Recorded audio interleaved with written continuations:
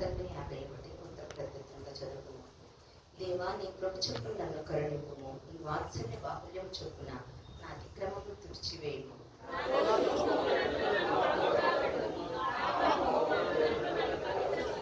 నా అతిక్రమం నాకు తెలిసే ఉన్నవి, నా పాపం ఎల్లప్పుడూ నా ఎదుటనున్నది.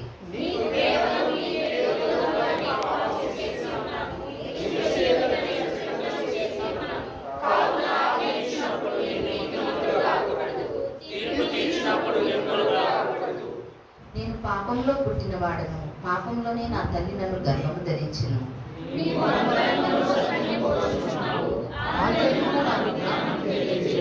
నేను పవిత్రుడగునట్లు హిస్సోపుతో నా పాపము పరిహరింపుము, హిమము కంటేను నేను తెల్లగా ఉండునట్లు నీవు నన్ను కడుగుము.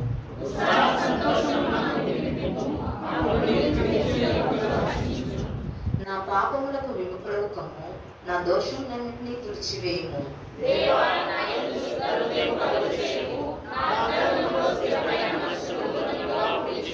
నీ సన్నిధిలో నుండి నన్ను త్రోసివేయకుము, నీ పరిశుద్ధాత్మను నా యొద్ద నుండి తీసివేయకుము.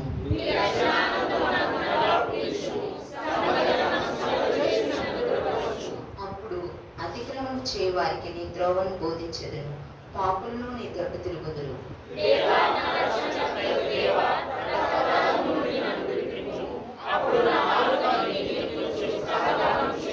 ప్రభువా, నా నోరు నీ స్థితిని ప్రచురపరచినట్లు నా పెదవులను తిరుగుము.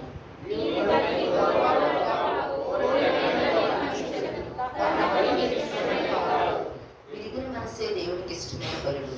దేవా, విరిగి నలిగిన హృదయమును నీవు అలక్ష్యము చేయవు.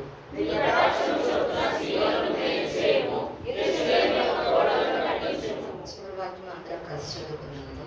అప్పుడు